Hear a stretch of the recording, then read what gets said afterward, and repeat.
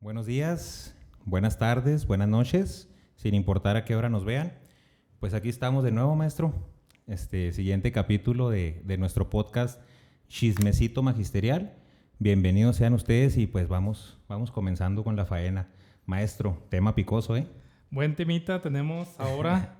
Hemos ido ahí redundando en varias cositas, pero todo nos ha llevado a este temita. Temita, ¿cuánto me vale la educación en México? ¿Cuánto me vale de cuánto me importa? ¿Y cuánto me vale en términos económicos? ¿Cuánto cuesta la educación en nuestro país? ¿Y por qué tenemos la educación que estamos invirtiendo? Claro, por ahí vamos. Claro, y yo agregaría, maestro, ¿a quién le cuesta También la educación? Porque ese es a lo mejor el tema que va a ser más picoso en este podcast. Entonces, no se retiren, lo bueno está por comenzar y pues vamos dándole, maestro. Empezamos. Vamos dándole. Gastos. Adelante, maestro. ¿Con qué gasto quieres empezar? Tenemos hasta para aventar para arriba. Dinero vaya. A mí me gustaría empezar, maestro, hablando del gasto institucional. Ok. Vamos a decirlo así. ¿Cuánto gasta, vamos a decir, la Secretaría, el gobierno federal o el gobierno estatal en que funcione la educación pública en México? Entonces, yo creo que empezamos por ahí. ¿Qué sí paga y qué no paga el gobierno de lo que implica mantener funcionando una escuela? Por ahí ese es un buen tema. Porque muchos a veces piensan, la mayor parte de las personas piensan y relacionan mucho las aportaciones voluntarias, tocando esta parte de quién paga.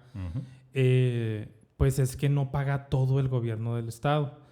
Sobre todo, por ejemplo, en la parte de la infraestructura tienen una dependencia que se llama ICHIFE, que es el que se encarga del cuidado del mantenimiento de los edificios, pero la realidad es que no se da abasto para la gran cantidad de edificios que tenemos como escuelas y también para lo que se gasta en mantener un edificio. Oye, si te gastas un buen dineral en mantener tu casa al año, imagínate tener una escuela con 200, 400 chavos, pues olvídate. Claro. Mantenerlo está canijo. Sí. Entonces, como ¿cuánto más o menos ahí? ¿Qué es lo que se paga entonces el gobierno, Alfredo? Yo digo que sería bueno pues hacer el análisis de fondo, ¿verdad? Realmente los datos que yo tengo, la información que yo conozco al respecto, el gobierno nada más se ocupa de pagar salarios del personal y que las escuelas no carezcan de los servicios básicos. Digo, a verse, ¿verdad? También porque se menciona frecuentemente que hay muchas escuelas que no cuentan con todos los servicios básicos, pero bueno, vamos a basarnos más o menos en las escuelas que vemos dentro de la ciudad, un poquito más convencionales, un poquito más atendidas, pero realmente el gasto institucional que se hace en educación, creo que por ahí estábamos en el orden del 90% de lo que se gasta el gobierno, la federación o el estado, quien corresponda, es destinado a salarios de docentes y personal. Es decir, el 90% del gasto institucional es única y exclusivamente los salarios del personal. Luego eso es a nivel federal. A nivel federal. Luego ya de ahí, pues el resto del 10% pues se destina a otros rubros, así como mencionabas tú, a lo mejor la dependencia de ICHIFE o a lo mejor pues gastos operativos de la misma secretaría, etcétera. Así es, exactamente. Pero párale de contar, maestro. Hasta ahí. Ahora bien, Alfredo, entonces, ¿qué es lo que pagan los papás? Pues ahí es donde va a estar el análisis. ¿O cómo le haces para mantener un edificio? Bueno, llámese que lo tengas que pintar. Digamos, reparaciones básicas esenciales para el funcionamiento. Así es. Que tengas agua, que tu tubería no esté reventada, no se te reviente en invierno, que los sanitarios estén funcionando correctamente. Mantenimiento de aires acondicionados. Si no tienes una buena infraestructura eléctrica, pues vas a tener que estar haciendo reparaciones constantes. Exactamente. Si tu clima es extremo, pues vas a tener gasto de gas para calentar los salones. En el tiempo de calor, pues los tienes que enfriar, etcétera. Entonces, lo cierto es, maestro, que todo ese gasto escolar, ya vamos a separarlo del gasto institucional, ¿verdad? Sí. El gasto institucional, ya dijimos, 90% salarios, 10% operatividad de la Secretaría. Que ahorita lo retomamos un poquito. Servicios básicos de las escuelas. ¿A qué nos estamos refiriendo con servicios básicos de las escuelas? Agua y electricidad. Punto. ¿Qué otro tipo de servicios utiliza de facto una escuela? Pues estamos hablando servicio de telefonía, servicio de internet, como decías tú ahorita, mantenimiento, reparación, remodelación, cualquier necesidad que surja en la escuela. El gas, aunque te dan un apoyo de manera anual para el gas LP, de todas maneras algunas escuelas como por ejemplo la mía tienen gas natural. Entonces allí no hay apoyo. Ahí es directamente estar pagando y sí se paga bastantito. Entonces ahí es donde viene la pregunta. Todo lo que no cubre gobierno, ¿quién lo cubre? ¿De dónde sale ese dinero? Entonces aquí yo creo que es donde va a entrar así como que el tema, porque vemos en redes sociales constantemente de que figuras políticas se dirigen a la población en general con un discurso tipo de la educación en México es pública, gratuita y obligatoria. Por ende... Artículo 3. Artículo 3. Por ende, ni una persona debe exigirte una aportación voluntaria o un pago, una colegiatura, como muchos la conocen también a nivel nacional, para que tu hijo reciba servicio en la escuela. Entonces, en este punto, pues yo creo que como profesionales y humanistas sensibles podemos estar de acuerdo, ¿verdad? Ningún niño se debe quedar sin servicio educativo. Independientemente de que se dé o no se dé la aportación, todos los niños deben de recibir servicio público en México. Completamente de acuerdo. Pero vámonos a los números.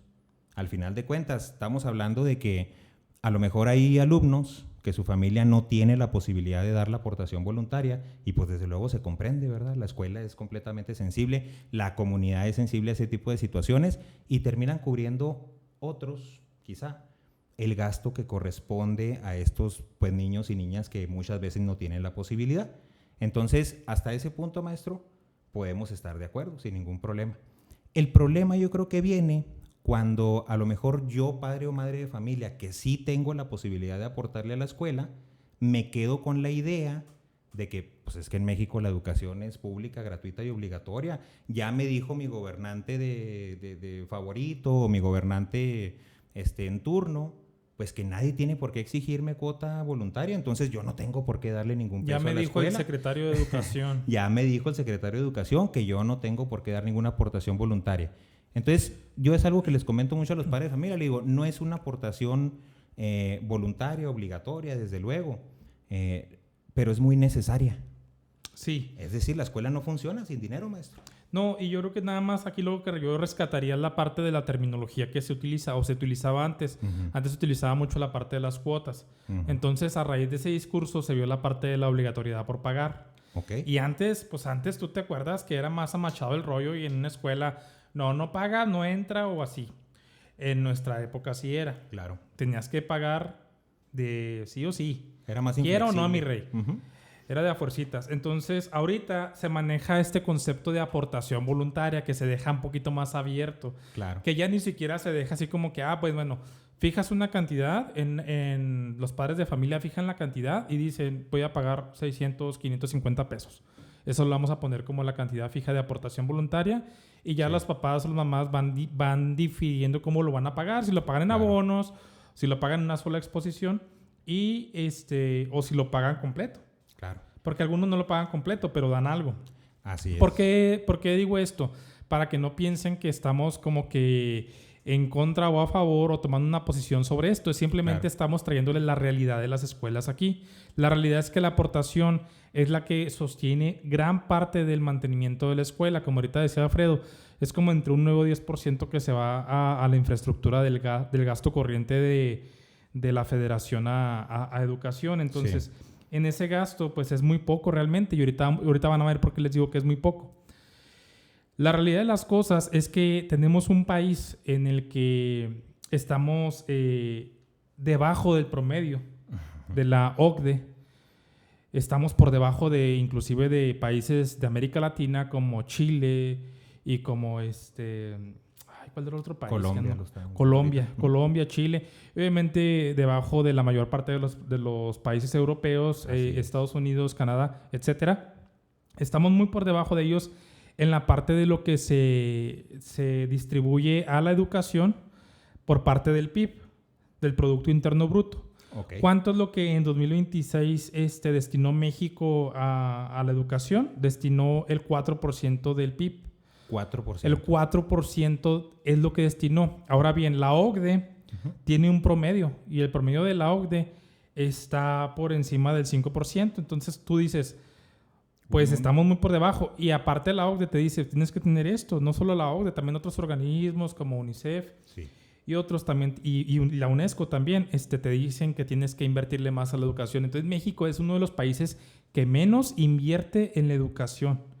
Aparte que es uno de los que menos invierte, pues por lo mismo ahorita que, por ejemplo, tú dijiste que el 90% se da para salarios. Pues sí, pero los salarios ya dijimos que están para la arrastre, para la fregada aquí en México. Entonces, si están para la fregada los salarios, significa que hay muy baja inversión.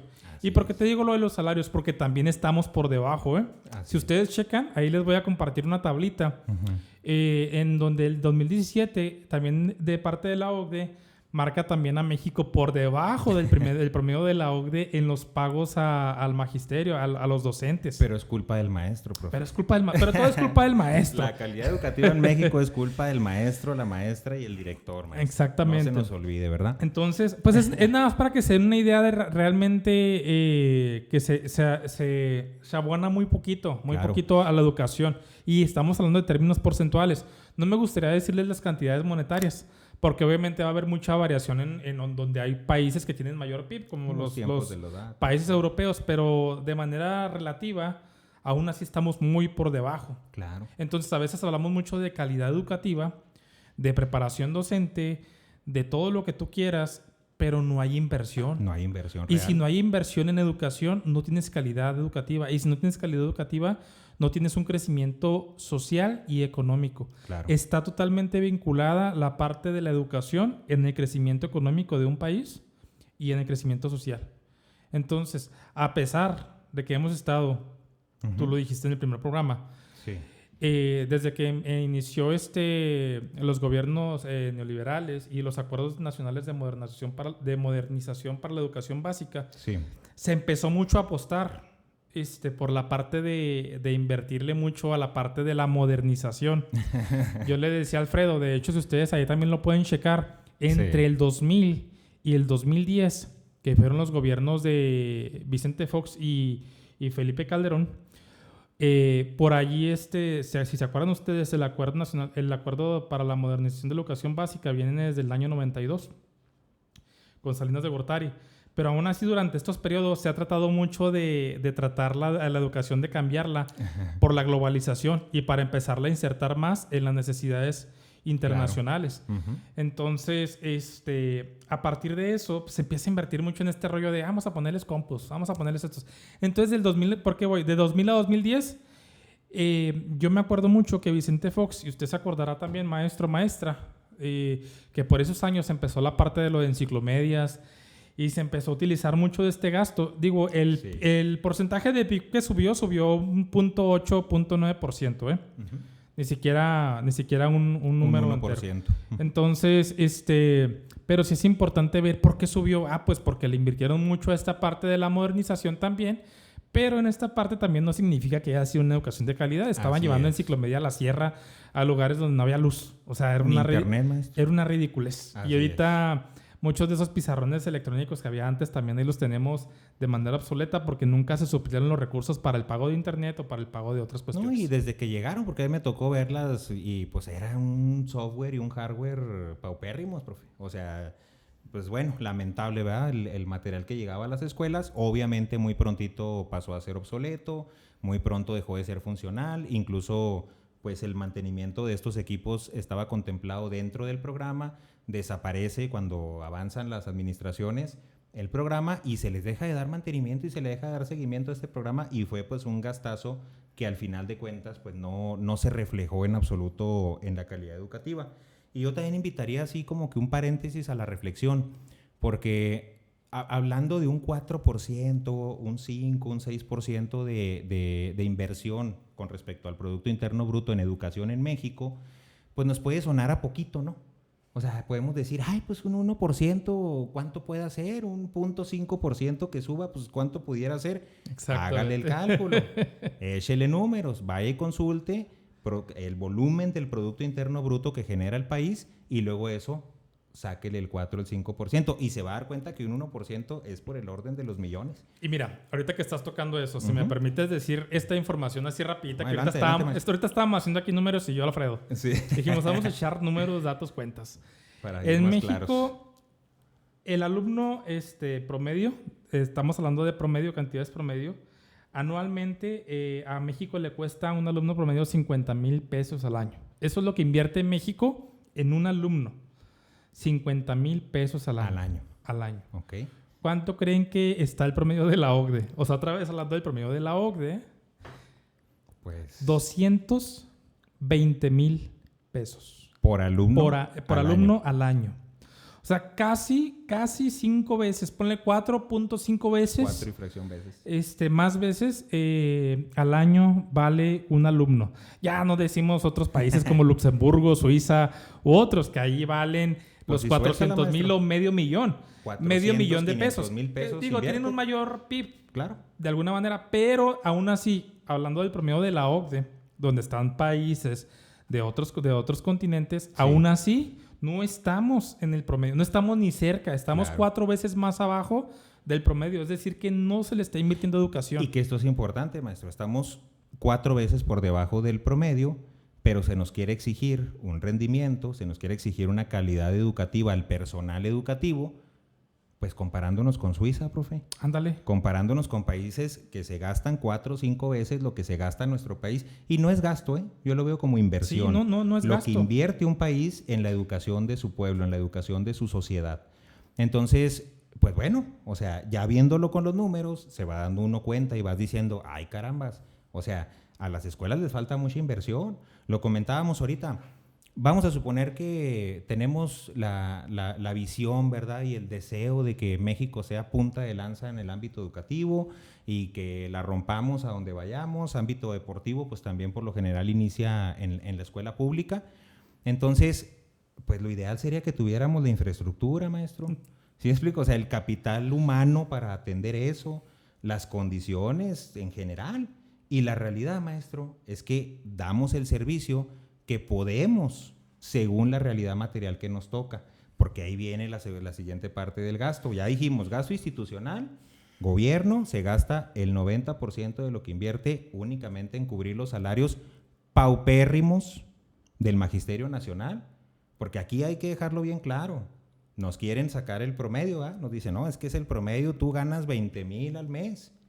No es cierto. O sea, si promedias los sueldazos que quedaron a lo mejor de épocas del pasado con los sueldititos de los maestros que estamos después del 2014, pues sí te va a promediar los 20, pero el 80 al 90% del magisterio está ganando muy por debajo. Además, de eso. si lo manejas como educación básica, porque en educación básica también viene secundaria, y secundaria gana diferente la clave. Fíjate. Entonces, eso es muy relevante. Por ejemplo, aquí Buen decirlo, punto. hablándolo de primaria, o sea, si estamos muy por debajo inclusive del promedio de educación básica, Claro. que el promedio oscila entre los 18 y 16, se supone. Así es. De manera mensual. Ya la Presi pues le subió un poquito más, pero la realidad es que estamos un poquito más por abajo. Y espérate poquito, sí. Alfredo.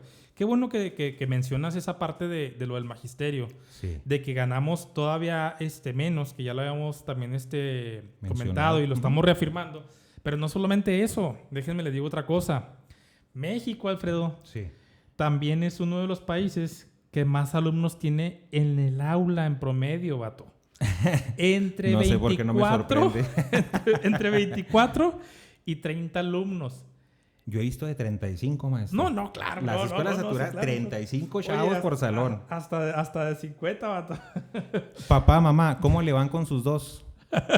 ¿Cómo le va con sus 3 ahora en vacaciones? Que no hay ahí el tiempecito en la escuela. O sea, está cañón. Ahora imagínate 35 y que no puedes utilizar los mismos recursos que utilizas con tus hijos para traerlos línea, ¿no? O sea, tú como maestro te tienes que ingeniar alguna estrategia, tienes que pararte de manos, hacer algo ahí para que captar la atención del chavo. 35 chavos. Oye, como el 35. El meme que sale del video de TikTok que haces y luego que dice, cuando mi alumno viene y me dice que lo entretenga, que está muy aburrido y luego que se viste de payaso el maestro. Y luego dice, cuando me dice que no trae dinero y luego sales de banquero. Sales de banquero, ya y así, haz de cuenta que así siento, ¿no? El maestro más multidisciplinario. Pero bueno, sí. Mira, tocando el tema de lo de la OCDE, lo quiero tocar porque para que vean hasta dónde estamos desvalorizados los maestros y cuánto me vale la educación, cuánto nos vale. Entonces, si tienes tú en México entre 24 y 30 alumnos por aula en promedio, ¿cuánto creen que tenga la OCDE registrados en promedio?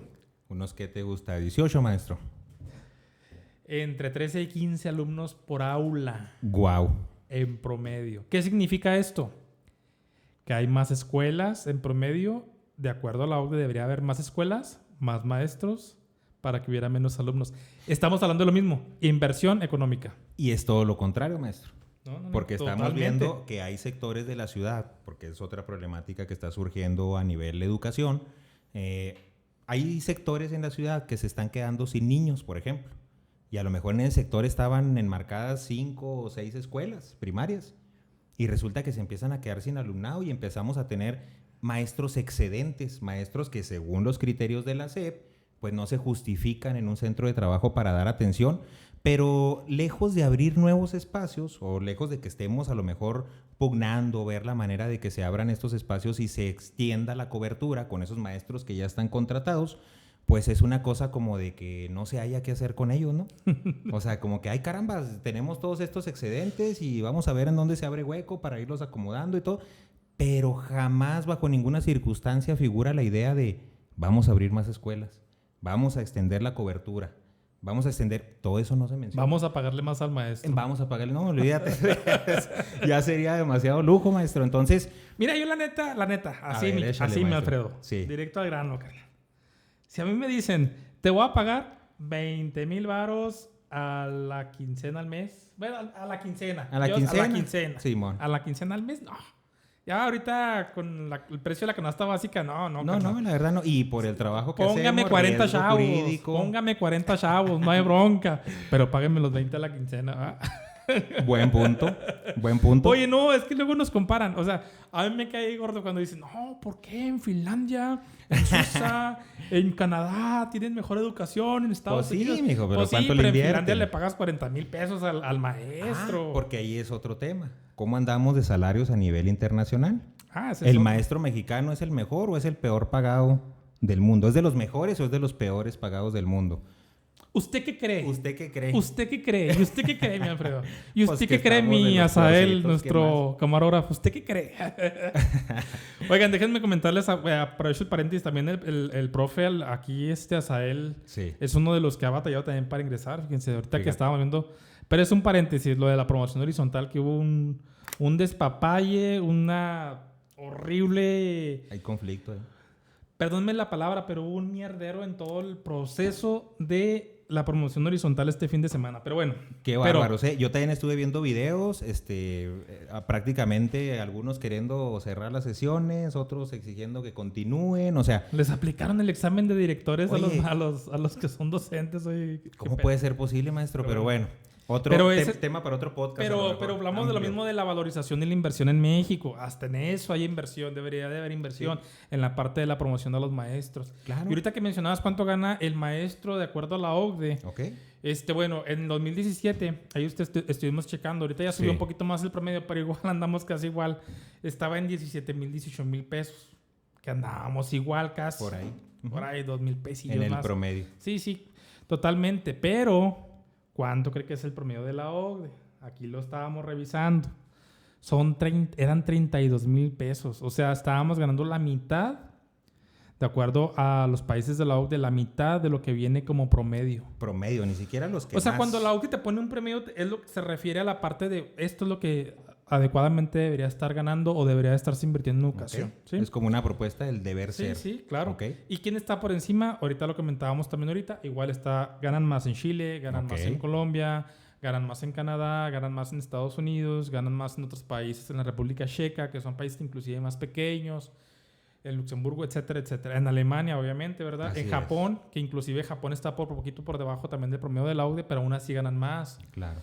Corea, etcétera, etcétera. Y luego nos terminamos creyendo este discurso de que no hay lana, ¿no, maestro? Sí. De que, oye, no, es que ¿cómo te van a pagar lo justo si no hay dinero? ¿No estás viendo que el país está quebrado? Bueno, yo al menos lo que veo es que hay afluencia económica para muchísimas situaciones, para cubrir muchísimas pues, necesidades o no necesidades a nivel político, ¿verdad?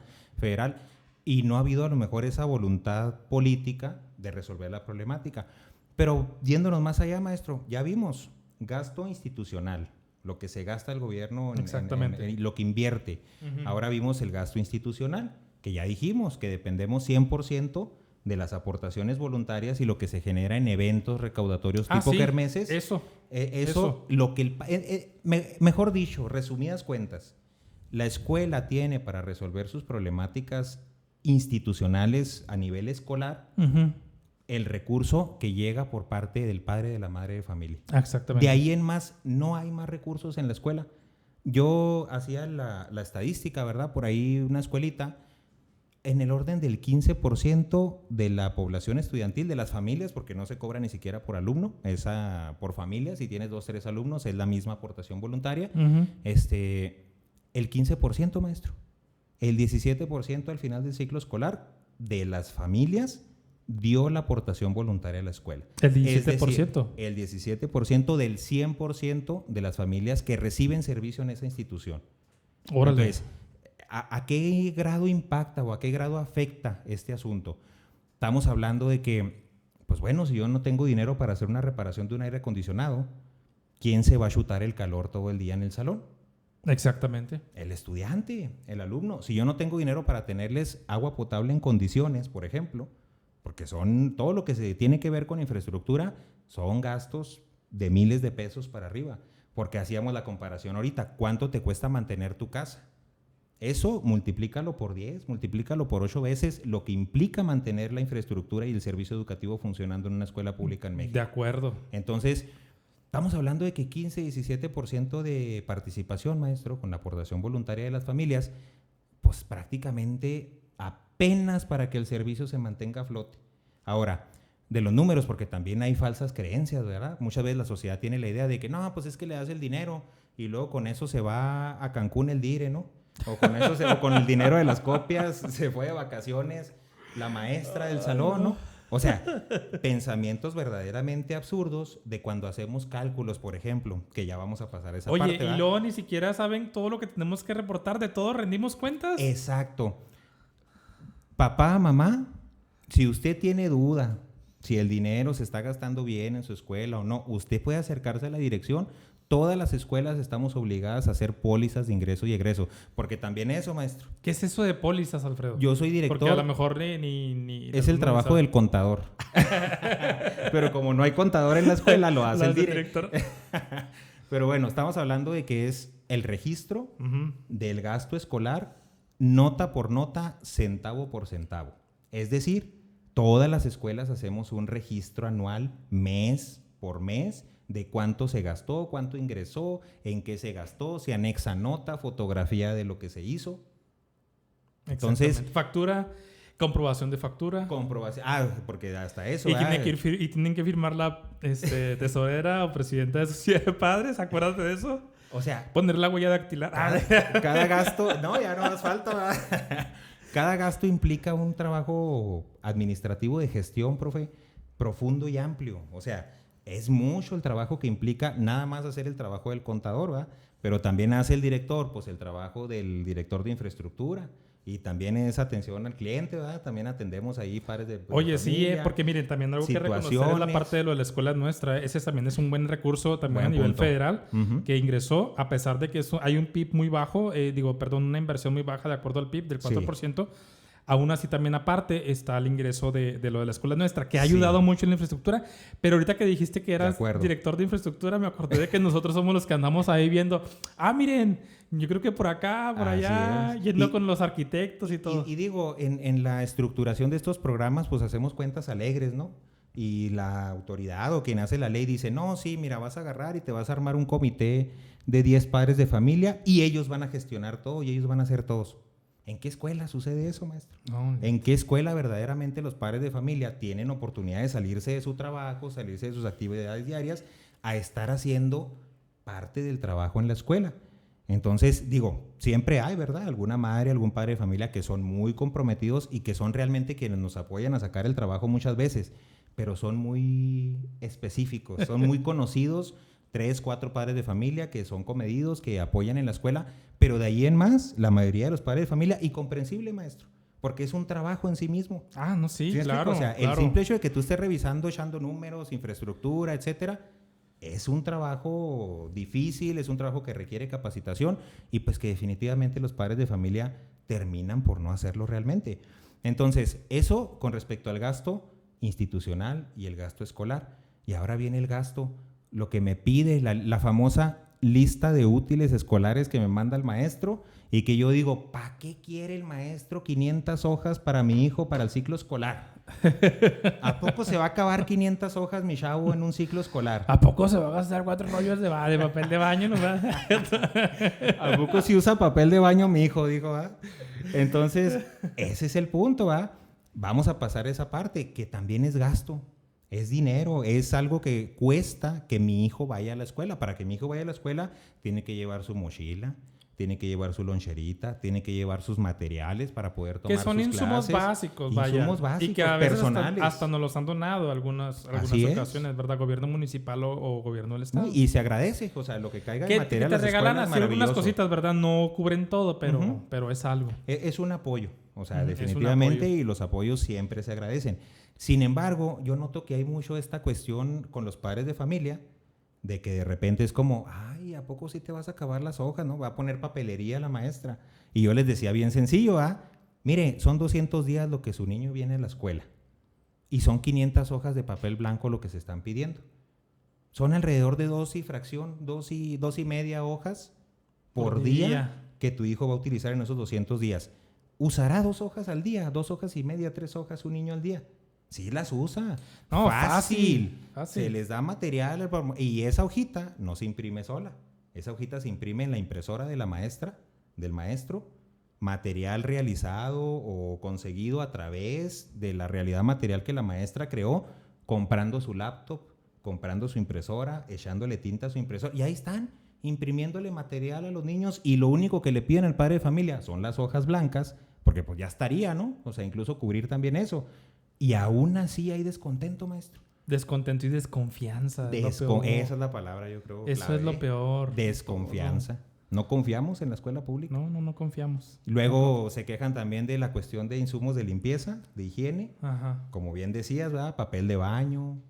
¿Qué más se les pide para limpiar pinol? De hecho, pinol, su gel antibacterial, todo lo que es para él en sí mismo, de uso personal. Así es. Porque la realidad lo que se gasta es muchísimo para limpiar los baños, para limpiar los salones, es muchísimo lo que se gasta, ¿eh? No te alcanza realmente. Yo a cada rato me estoy surtiendo para la trabajadora manual, porque es muchísimo lo que se gasta. No rinde. Más cuando tienes 4... Yo, por ejemplo, tengo 4 baños. 2 de mujeres, 2 de niños. Pero cada uno de esos pues tiene sus 4 o 5 tazas, sus mijitorios. Todo lo que implica. Todo lo que implica es bastante. Es. Y los niños son 5 horas al día en la escuela. O sea, en esas 5 horas, su niño sí o sí va a ir al baño. Sí o sí va a necesitar tomar agua. Sí o sí va a necesitar... Es su segunda casa. O sea, la mitad del día duran en la escuela. Pues mínimo que tengan las condiciones materiales de uso personal para que puedan desempeñar esto, porque también eso es algo... Y dignas, y tener las condiciones dignas. Y es algo que duele a veces, ¿verdad? Pero yo creo que sí es bueno decirlo. Si usted no está dando la aportación voluntaria, si usted no le está mandando el material que necesita a su niño, se la está manteniendo el padre de familia que se aportó. Porque en el salón de clases, los maestros no pueden decirle, no, mijo, tú no agarres papel porque tú no trajiste. Imagínate que le llegues a decir a un niño, no puedes agarrar papel para ir al baño porque tú no trajiste papel. Imposible. Pero ese papel, ¿quién lo llevó? ¿A quién le costó? Al padre de familia de enseguida que sí dio la aportación. Entonces, yo creo que hay que ser muy conscientes, ¿verdad? Hay cuestiones que sí cubre gobierno. Hay cuestiones que de manera institucional hacemos malabares, hacemos todo lo que podemos para cubrir las necesidades y el servicio siga operando, pero también de parte del padre de familia, hacia sus hijos, porque no es hacia la escuela, es hacia sus propios hijos. Provéanles el material que necesitan para que reciban de manera digna el servicio en la escuela. Y no estén cubriendo su necesidad con lo que aportó el padre de familia del niño de enseguida. Y más ahora que la escuela no solamente es concebida como la parte donde estudian los niños, sino también está siendo concebida a partir de la nueva escuela mexicana como tipo centro comunitario. Así es. En el que allí se realizan diferentes trámites de las becas Rita Cetina, si llega algún tipo de apoyo. Todo ahí. Si requieren alguna reunión, la escuela tiene que estar disponible. Entonces, por todas cuestiones, hay que revalorizar mucho el espacio, revalorizar mucho a los maestros y revalorizar los materiales. Claro. Mi Alfredo, pues llegamos al final de nuestro cuarto capítulo. ¿Cómo ves? ¿Recomendaciones finales? Un gustazo. Pues yo creo que eso, tomar conciencia. Yo invitaría a todos los sectores de la sociedad, porque todos estamos involucrados en esto, maestro. Volviendo a repetir, 85-90% de la población mexicana se atiende en el servicio público de educación. Entonces nos estamos refiriendo a la mayor parte del país. Y es decir, señor padre de familia, señora madre de familia, dejen de ver a la escuela con desconfianza. Dejen de ver a la escuela como el posible enemigo, como que nos tenemos que cuidar del maestro, nos tenemos que cuidar de cómo vaya a ser el trabajo el director. Uh-huh. Vamos a pasar a una visión, bueno, yo pediría, ¿verdad?, que pasáramos a una visión colaborativa del hecho. Entender que la educación tiene que ver con todo, con nuestra sociedad, con nuestros hijos, con nosotros mismos, con el personal que lo hace una realidad.